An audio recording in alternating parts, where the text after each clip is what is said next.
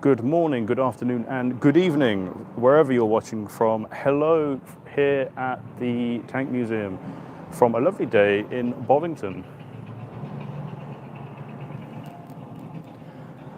Hope you guys are all doing well. Doing a little bit of a live stream today where we will be showing you guys some of our collection from inside the Tank Story Hall. Well, sorry, most of the main museum, including the Tank Story Hall, of which we are in right now. Hello from Finland, we love that. I'm going to need a quick bit of audience participation. Could you guys just let me know if you can hear a tapping noise?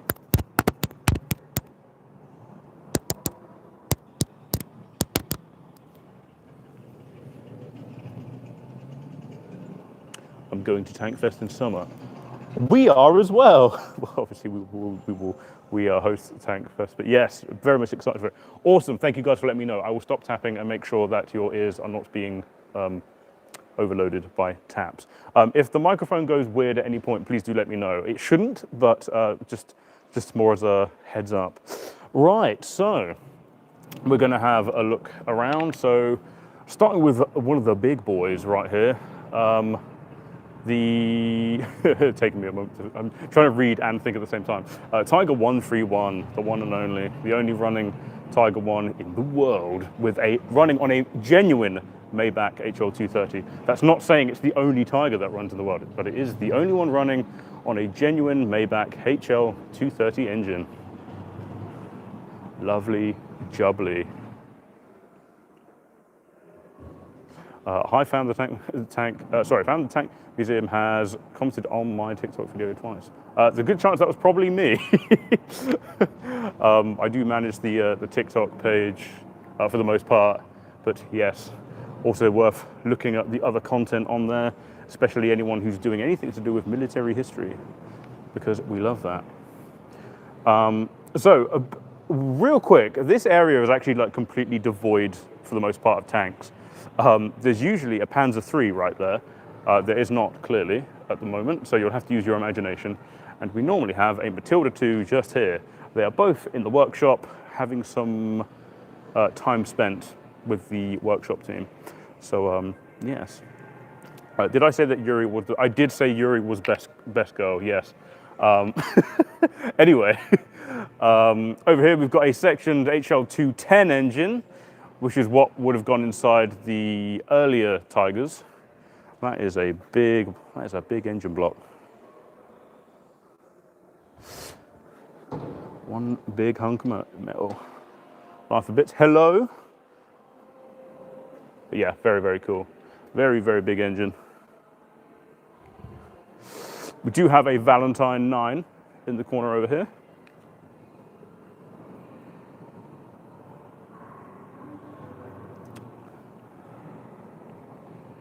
But yes, lovely jubbly.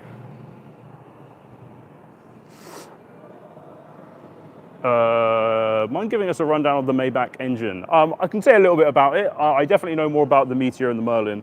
But yes, so the HL210 was the engine that went into the early Tigers. Now, at the same time, it's not the most reliable, and that's mainly because the original design for the Tiger was meant to be lighter than it actually was. By the time the Tiger was finished, in terms of designs and stuff, it's weighing 50 tons, which is quite heavy.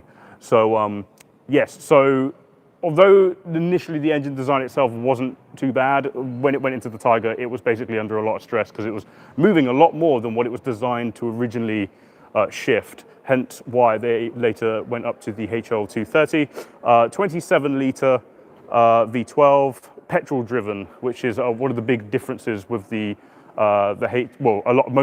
all the German the engine in the German tanks, whether it be Tigers or Panzer IIIs, Panzer IVs, they're all using petrol, or if you're watching from the States, gasoline engines. But then if you look at the Soviets and a lot of the Allies, they're using diesel. Although with the British, you're using a mix of diesel and petrol or gasoline. But yes.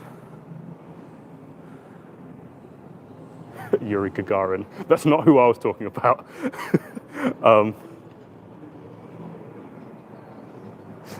Isn't the engine a bit small for a big tank? Well, this is the thing. If it went into something essentially smaller and not as heavy as Tiger, it would perform better. But again, because this thing is weighing about 50 tons, the engine and the gearbox to an extent is under a lot of stress, which requires the driver to very much look after it. Also, sorry, I say 50 tons, 57 approximately. But yeah, that's heavy. Just to put this into perspective, so this is a World War II German tank, the Tiger. This weighs more. Gonna have to give me a moment now. Going for a walk now. It weighs considerably more than a German Leopard from the Cold War period. This is around 40 tons, if I remember correctly. Oh yes, 39, 40 tons. And you're looking at Tiger all the way back there, and it's weighing considerably more. So, yes. Do you have a Panzer II tank? Yes, we do. Let's go find a Panzer II.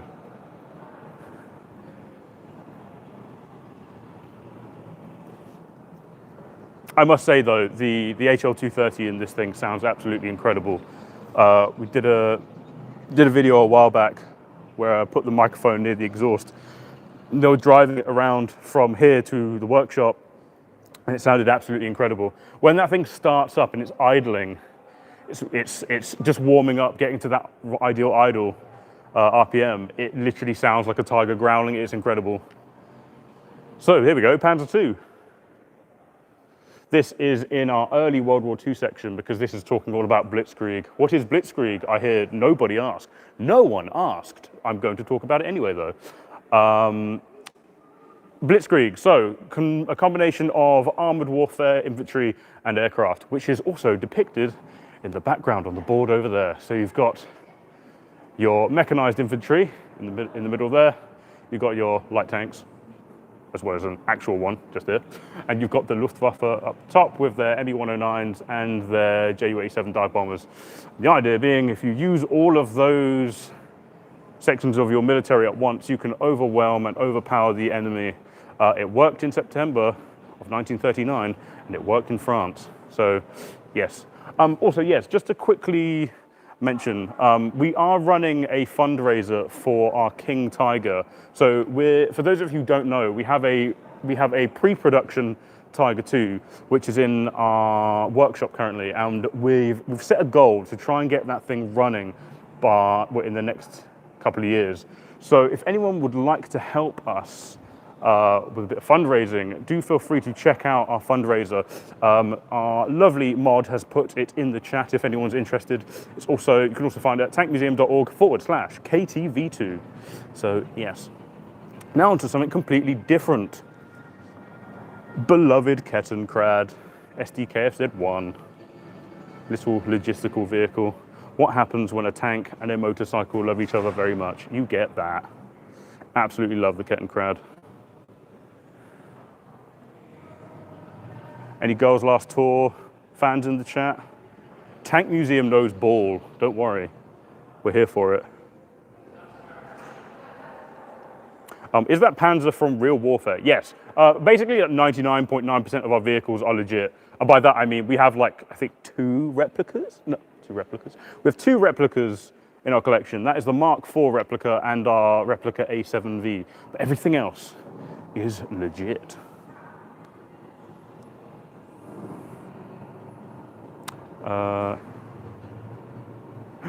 Hi, I'm an editor, and I'm curious if you would give me a tank to make an edit with.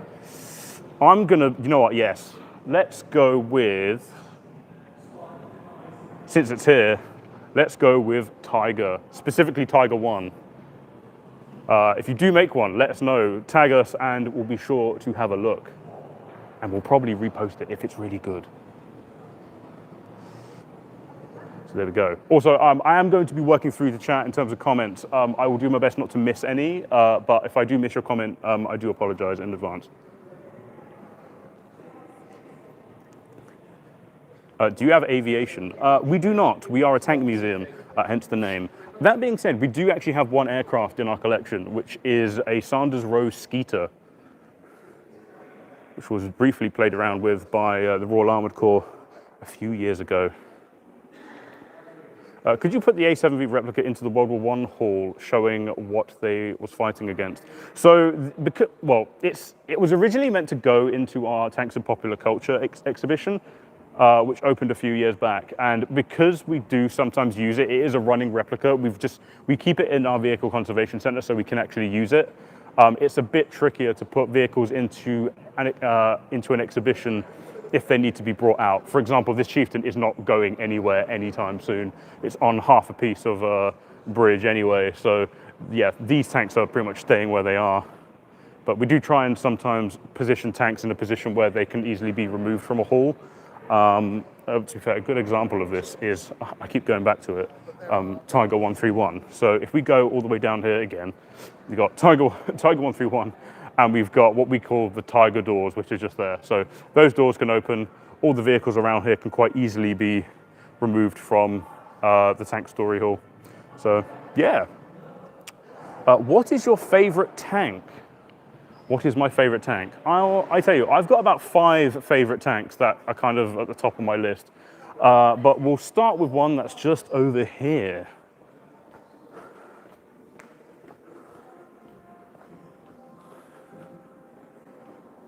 One good thing about these live streams is I finally get to do more walking, and I'm desperately in need of it.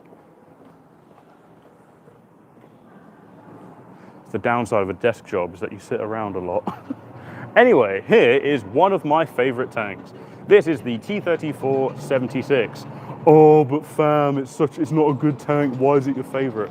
For me, T-34 is one of my favorite tanks because it takes what a tank is supposed to be and it uses it in what I would consider the correct way and effective way to use and develop a tank. What do I mean by that?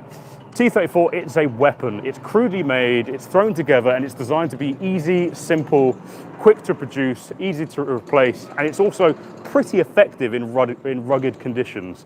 The Soviets designed this thing knowing exactly how they were going to use it, and if it broke down, boo-hoo, there's a couple of thousand on the way.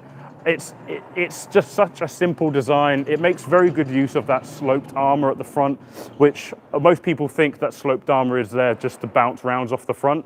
It does do that. I normally describe it as being more of a side effect. The idea being, if you were to take a thickness of armor, hold on, I'm gonna have to set up my camera to demonstrate this. So, take my water bottle. Imagine that's the thickness of armor. If you then put that armor at a specific angle, it's then thicker at that specific part. So it increases the effectiveness of armor. But with the T-34, it also does it with no additional weight to the vehicle, but it also, I say also a lot because there's a lot to say about this vehicle, is it made it easier to produce in terms of engineering. So it was very easy to put this thing together. Hence why they made so many. By the end of World War II, you're looking at about 50,000. So incredible vehicle. Another favorite vehicle. You know what, before I go on to the next vehicle, let me look at a few more comments. And we'll get a nice view for you guys to sort of gaze at for a bit. Do you have an ISU 152? We do not, but I have seen one in person. I believe it was the ISU 152. It was in the Russia-Germany Museum in Berlin.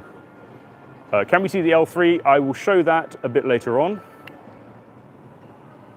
Does the Tank Museum recover and restore tank wrecks from other nations? So we do restore vehicles, but we very rarely get vehicles ourselves. And by that, I mean, we don't go into like a previous battlefield and then dig stuff up. That's usually done by other people. But if there's a vehicle that we find is interesting and valuable, or we consider valuable to our collection, then we might figure out a way to obtain it. And by that, I mean, not in any weird, sketchy way. The way I described that is very sus. Since when did the Tank Museum start doing live streams? We've been doing live streams for quite a while, but the issue is that we're not the most consistent with it. If you are interested in live streams, well, we'll just let us know. I mean, you have, so that's great, thank you. But we'll take it into consideration. We'll try and do a bit more. It kind of comes down to how busy I am, but also when I'm free and stuff like that. But yes. Do you have a Goliath? We do. I will show that off later on. By the way, I saw your latest video, I think, and loved it. Unfortunately, I live in Australia, so can't work at your museum, but look forward to trying to get a position in the museum in, I'm going to butcher this, Cairns. I'm sorry if I pronounced that incorrectly. Yes, thank you very much. Yes, so those of you who don't know, we actually have a second YouTube channel now, and it's the Tank Museum Workshop, which focuses, funnily enough, on workshop-related content. So if you guys are interested, do have a look on YouTube to search Tank Museum Workshop. Our recent video was to do with apprentices and how we get apprentices here at the museum and train them up over a period of years. British Panther. That was indeed a British Panther. I'm still trying to go through comments. I don't know how many I have to go through. Let's go through a couple more. Can you show the T-72 later? I will do that. Is Challenger 1 or 2 here? Yes, both. If I remember correctly, TOG 2 might be redisplayed. Would it be possible to put an elevated platform like the T-34 so we can see the engine? I don't think, I've not heard anything about TOG 2 being repositioned. It's in a part of the museum where there's enough space for it, and it's a very large vehicle. So I don't know if we would have any plans of putting a gantry over the top like we do with the T-34. But if the suggestion ever comes up about it being repositioned, I will be sure to mention it. Do you have a KV-1? We do, but not in this part of the museum, I'm afraid. Thank you for your work. Greetings from Germany. Hello.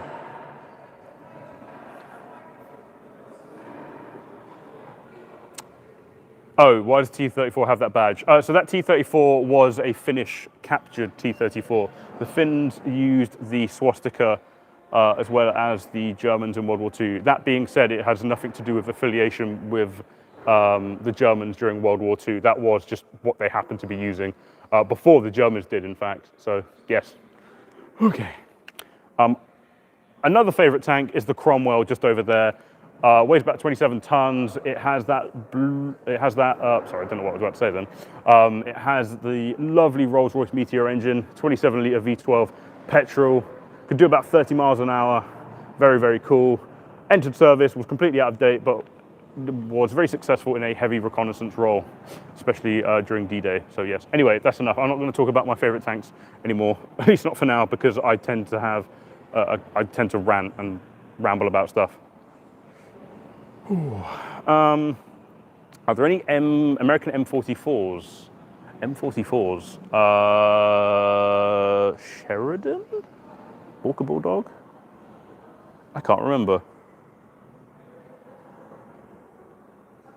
M44. I don't believe the M44 is a tank. I could be mistaken. If it's artillery or an SPG, it's probably the reason it's kind of escaping my mind right now. Can we see the tanks in Ukraine? Yes, I will show the Ukraine exhibition a little bit later on though, as that is kind of the other corner of the museum. Keep rambling, fam. Thank you so much. So yes, we've got the Firefly right in front of us here. So great combination of American and British engineering. That bit is the American bit. That bit is the British bit. Oh, it's focusing on my hand. I wasn't trying to do that. Anyway, yes, so that's the very iconic British QF 17-pounder. Arguably one of the best anti-tank guns that the Allies had access to in World War II, which is why the Brits were desperate to get that thing onto a set of tracks and in a traversable turret. Very interesting vehicle. Guys, do you want to know how you can actually, guys, I'm going to do this thing again where I do a bit more audience participation. The Pi 193, thank you so much for that donation. Would you guys make a replica of Da Vinci's tank? We do actually have a model, and I will show that shortly when I go past that part of the museum. I do know which one you're talking about, the one that looks like a weird turtle. But yes.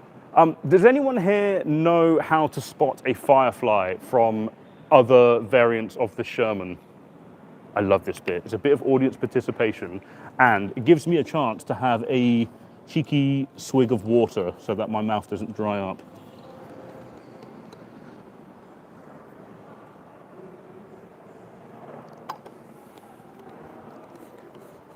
And then I remember that my microphone is like right next to my mouth, so I have to be quiet and not make slurpy noises, because that would be weird. Okay, let's see what you guys are saying. The hull. Any Stuart tanks? We do have Stuart tanks. I will show one off later on, if I remember. The gun. So, the gun is one way to tell the difference between a Sherman Firefly and other variants of the Sherman. That being said, it's quite often confused for the 76 on the the 76 wet. They do look kind of similar at a distance. The box on the back of the turret for the radio. Very, very good. The Insanity Penguin. That is a fantastic name. Or should I say fantastic?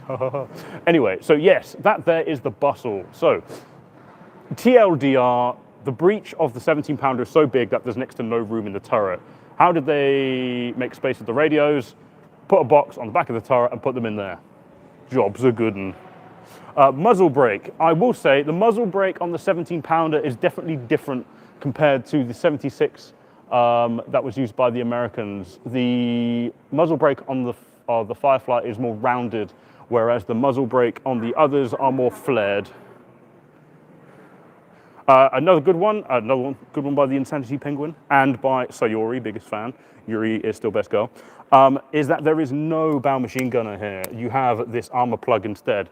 Again, TLDR, the ammunition of the 17-pounder is huge compared to the 75mm ammo that was originally used in the Sherman.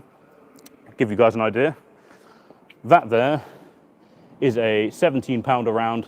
That's an armor-piercing APDS round, armor-piercing discarding sabot, also hello jump scare. So that is what is used inside the Firefly. The 75mm round that's used in the Sherman, I do know that this is a Cromwell, but they use the same ammunition. That is considerably smaller. I do apologize for the glare, it's a bit hard to see. So, 17-pounder ammo is much bigger. Therefore, they go, you know what? We need to get rid of the bow machine gunner, put a load of ammo there. Jobs are good.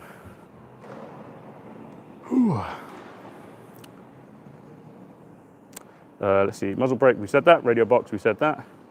I do not build them. Radio at the back, yep. The gun, yep. The tank operator. So yeah, there we go. I also another thing I kind of tend to notice is that the mantlet on the Firefly is usually different from other ones. Sorry, other mantlets on the other Sherman models. So yeah, there we go. Which tank was the most expensive to produce and maintain during World War II? I can't give an exact number or specific. I can't tell you the most expensive, but it would have to be something along the lines of Tiger II or Jag Tiger, simply because they were incredibly expensive to produce and to maintain. And honestly, the Germans, especially towards like the mid/second half of the war, were incredibly wasteful when it came to their the kind of the Wunderwaffe and the heavier German tanks.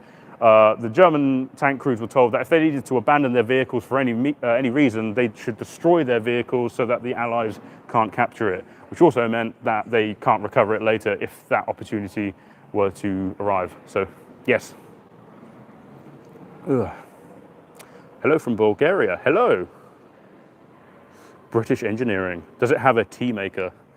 It comes standard with every British tank. Well, since 1946, with the introduction of the Centurion. Speak of the devil, there's a Centurion. Do you play blank? I used to, not anymore. I play real games now, like Fortnite, and Are We There Yet? And Helldivers. Anyway, Greetings from Brazil. Hello.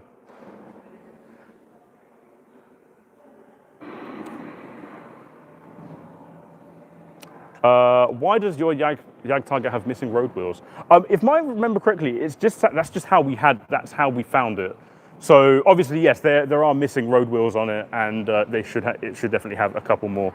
But yes, it's also one of the reasons that we have wooden planks or wooden blocks underneath the Jag Tiger, because it helps take stress off of the suspension.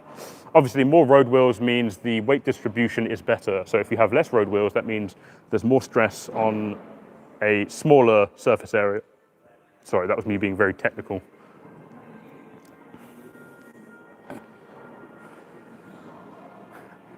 Fam, you know you want to rant about the Cromwell.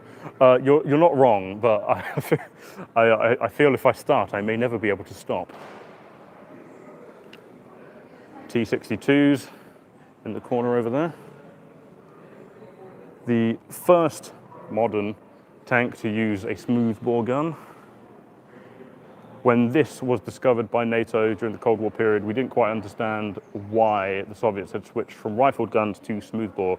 Then they realized that it's because if you use a type of ammunition that can stabilize itself, it's actually more accurate and can travel further. So by that, I mean stuff like armor-piercing, fin-stabilized discarding sabot. For those of you who don't know, and I know many of you will know because loads of you are tank nerds like us, that there is an APFSDS round, or for short, armor-piercing, fin-stabilized discarding sabot, if you really consider that short. Pointy. Anyway, sorry, long story short, armor-piercing, that goes through armor. Fin-stabilized, it's got a fin to stabilize itself. Discarding sabot, that there is the sabot. French for shoe, if I remember correctly. It's got a high drag design so that when this round exits a barrel, that gets ripped off, and all you're left with is a tungsten dart traveling through the air at the speed of sound. So what we're basically saying here, guys, although we're a museum that focuses primarily on 20th and 21st century history, is humanity in terms of warfare has gone from throwing long sticks at each other to doing the same again, but instead of sticks, it's just tungsten and depleted uranium. We love that. Anyway. Oh, is there any HESH on display? Yes, we do. Actually, we don't have any HESH right here, but HESH essentially looks the same as that, just a different color. That is a white phosphorus smoke round, 120 mil. We do have a HESH round by the Chieftain just down here. It might be a bit trickier to see though because of the glare. There we go. There we go, guys. That is a HESH round. Give it up for HESH in the chat, guys. Bonus points for using B for Besh. What is your favorite tank? So another favorite tank. We mentioned T-34 earlier. Mentioned the Cromwell, one of my favorites. I didn't actually go into why, but basically spent ages in development for various tedious reasons. Finally entered service in 1944, a few days after D-Day, and it was basically outdated. But despite that, it did see success as a heavy reconnaissance vehicle, had the Rolls-Royce Meteor engine. It was the first production vehicle to use the Rolls-Royce Meteor, was incredibly fast, so fast during trials that they had to limit the final speed so that the crews get. That's not ideal.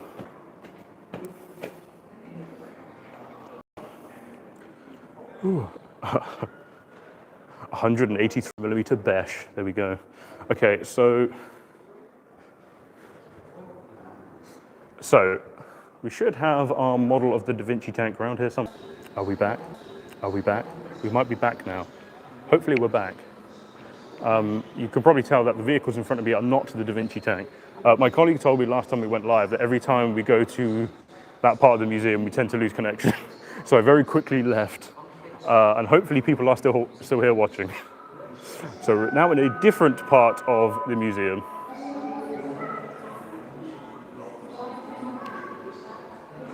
We do have a scimitar.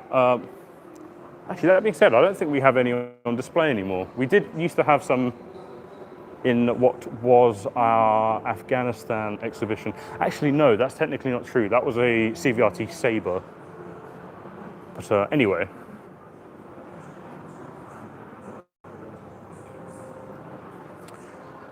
Just a quick test. Are we still here? Is anyone still in the chat?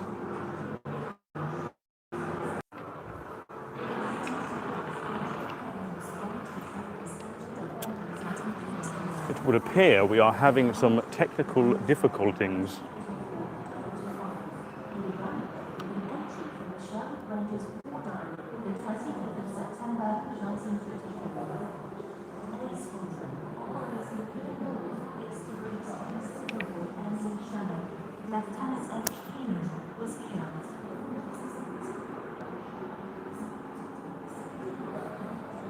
I'm not convinced that we are still connected.